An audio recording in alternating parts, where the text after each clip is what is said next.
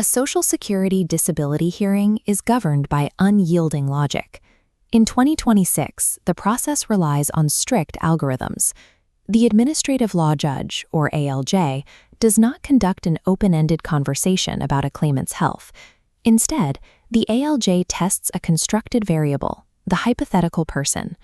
The judge builds this artificial construct by stacking specific physical and mental limitations on top of one another, observing exactly when the cumulative weight causes the person's ability to work to collapse. This construction process follows a highly predictable three-phase formula. The entire process is now regulated by a specific administrative ruling, SSR 24-3P.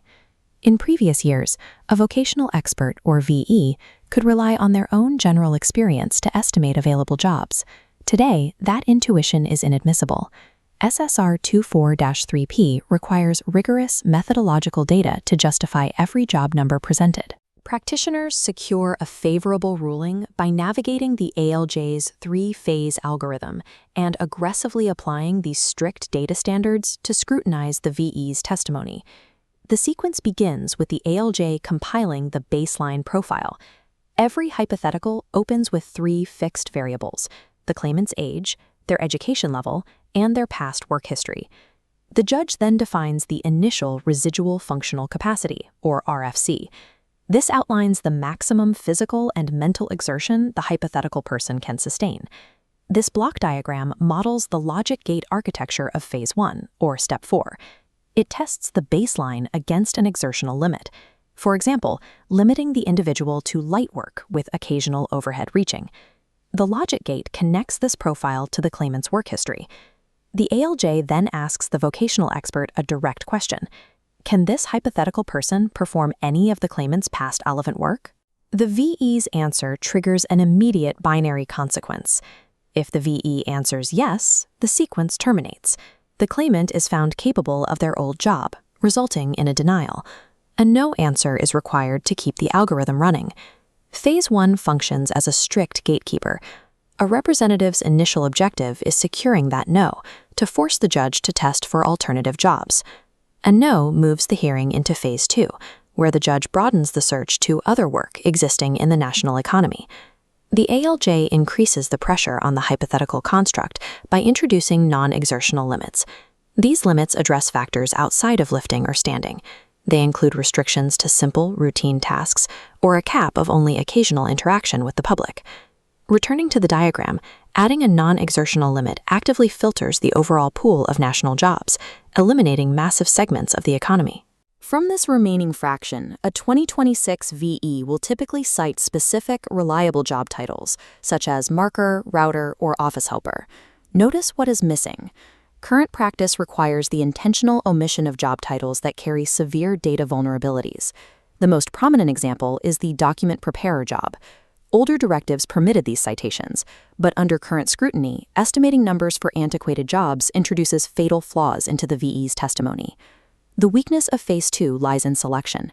If a VE cites an obsolete title, it exposes their methodology to immediate cross-examination. If alternative jobs exist, the judge or representative initiates Phase 3.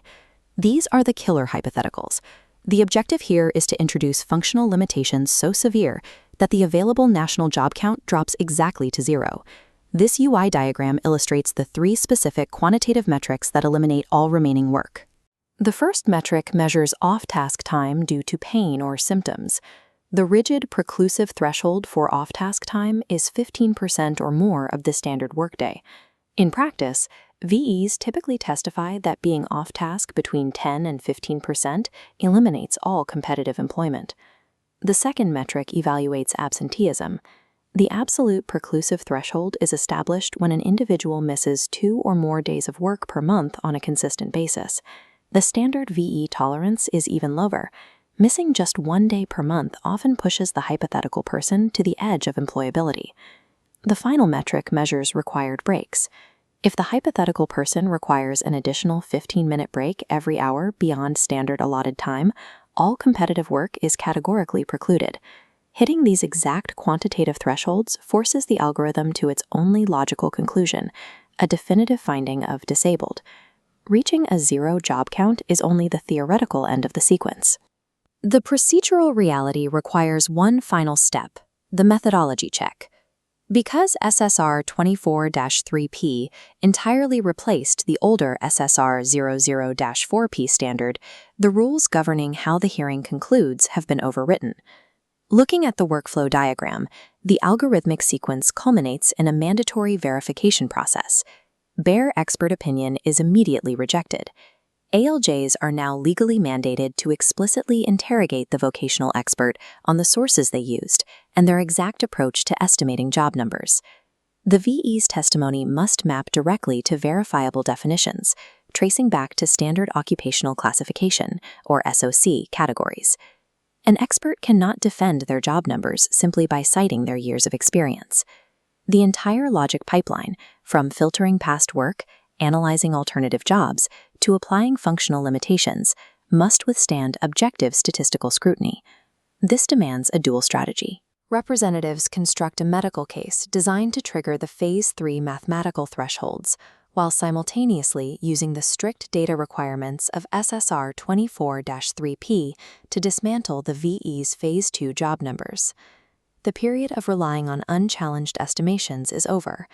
In 2026, granular precision in cross-examining data sources is the mandatory baseline for effective advocacy.